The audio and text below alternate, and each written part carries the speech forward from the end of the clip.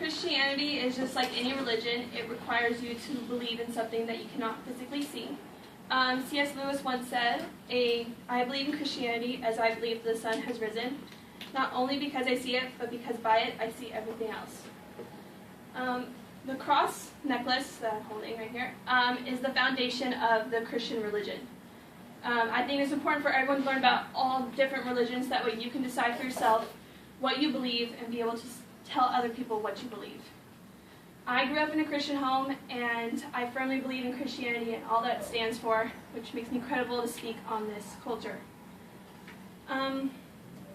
First, I'm going to give you information on the cross necklace and how it relates to the Christian culture. Then I will explain how I identify with the necklace and the culture.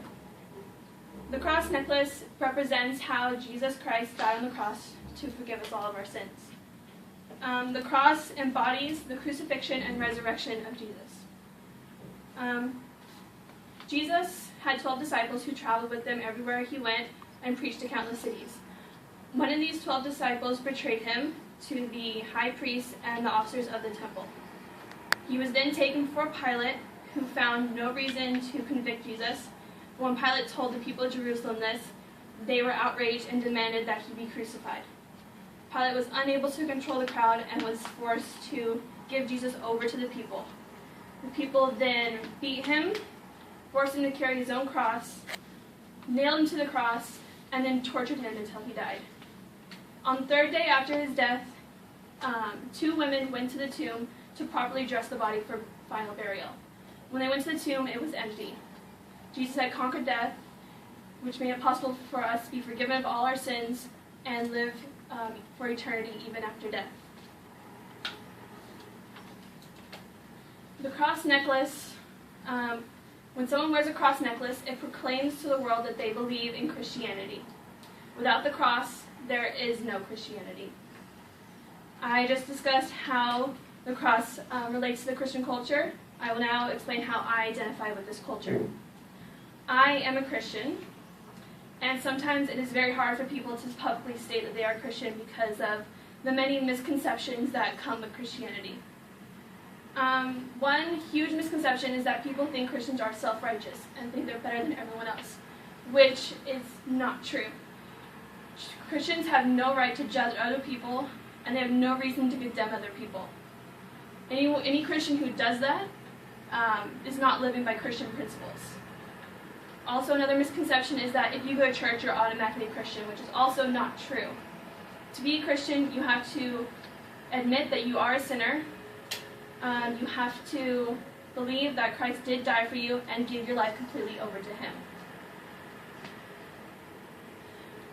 When you publicly say you are a Christian, you are automatically judged more harshly and watched more carefully. Because people will watch what you say, what you wear, what you do, how you react to things, to see if you're actually upholding to the high Christian standards.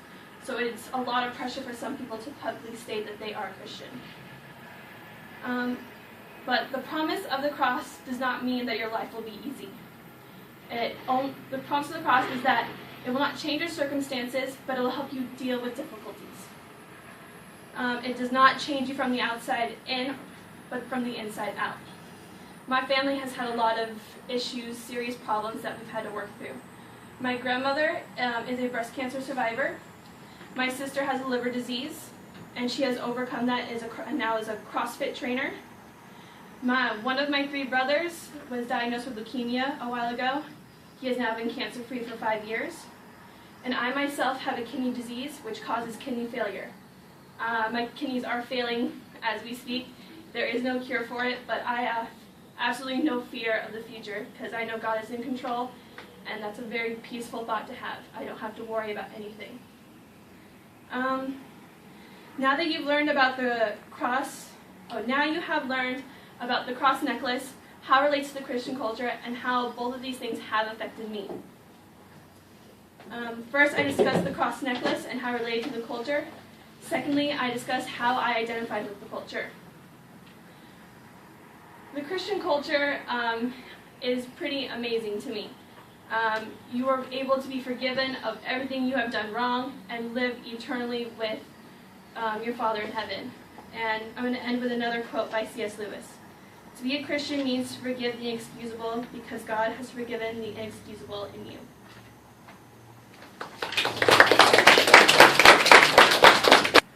I'm going to start this off with a question. It's not a rhetorical question, so what are some of the things you guys do when you guys are like completely bored and like have little to no money to spend at all? Do you guys? Anything?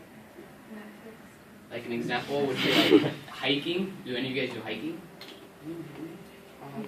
What about bike riding? That's awesome. Anyone go to the park when you're bored? What about going to the beach? Who likes going to the beach here? Oh, you guys are awesome. Yeah. So what I do when I'm what I started doing for like spending time because I was bored and like not spending a lot of money was I started going to the beach. I actually enjoyed it so much that I bought myself a wetsuit so that I'm not only like confined to go to the beach in the summer when the water is nice and warm, as opposed to the winter when the water is really cold. And I feel what deems me credible enough to talk about this, the beach culture, is that I feel like I'm part of the beach community. You know, I've done like beach cleanups and I constantly go to the beach now. So going to the beach is a great inexpensive way of having a great time with your family, your friends, your pets, well, your dog. I'm not sure if you're going to take your cat or anything else. Or just by yourself. And the invention of the wetsuit helps us better understand the beach culture. So first I'm going to talk about how the wetsuit represents the beach culture, and then I'm going to explain how I identify myself with the beach culture. So first, the wetsuit, I'm going to say like represents all beach enthusiasts, whether it be surfers, boogie boarders, wompers, which is a beach term for body surfing, if anyone likes doing that, and any other kind. And the history of the wetsuit, it was invented by a man named Hugh Radner during World War II for divers, because obviously they're going to need it. Water's super cold. So. And it wasn't until a man named Jack O'Neill created his own design and began selling them to the public, or to beach enthusiasts, and that's when it was introduced to the public. And now, like the modern wetsuit, there's 7 different kinds of them. I'm not sure you guys really care, but there's vest, jacket, long john, short john, spring suit, short arm, steamer, and the full suit, which is what I have, just in case you guys want to go buy one. And what I feel represents the wetsuit represents beach cultures because it's a worldwide thing. It's not just like made in America. You can check other European countries and they probably sell them too. And you can check like pro surfers if you ever watch them, no matter from what country, they're most likely gonna have a wetsuit. And yeah, and I just explained how the wetsuit represents the beach culture. Now I'm gonna explain how I identify myself with beach culture. So last summer I was really bored. I was just laying around, just eating a bunch, getting really fat. So my brother got his license, and him and a couple of my friends and we started going to the beach more often, like frequently, like 3 to 4 times a week, not more. And I mean, why not go that many times? The beach is a great place to forget your worries that's going on in your life. Like if you have school troubles or parent troubles or anything, it's a great place to just forget about it. It's a great place to spend time with your friends, your family, your loved ones. It's a great place to get a tan if you're feeling really white. You want to get a good tan, and cheap.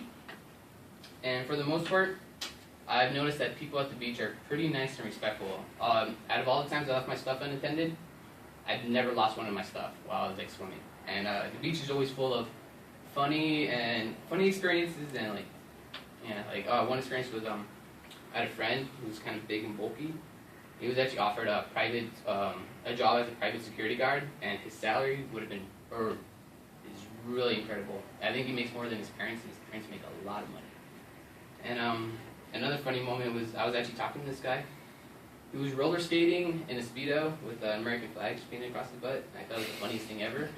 So I started talking to him, and yeah, the beach is a great place to find funny experiences.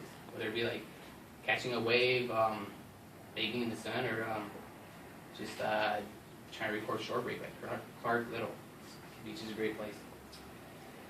So now I hope you guys have a better understanding of the beach culture and how the wetsuit represents beach culture and how I identify myself with beach culture.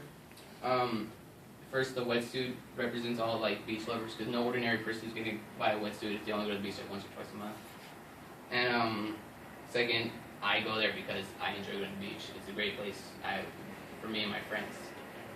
And I would like to end this with a quote. It's a simple life is good with me. I don't need a whole lot For me, a t-shirt, a pair of shorts, barefoot on a beach, and I'm happy. What do you guys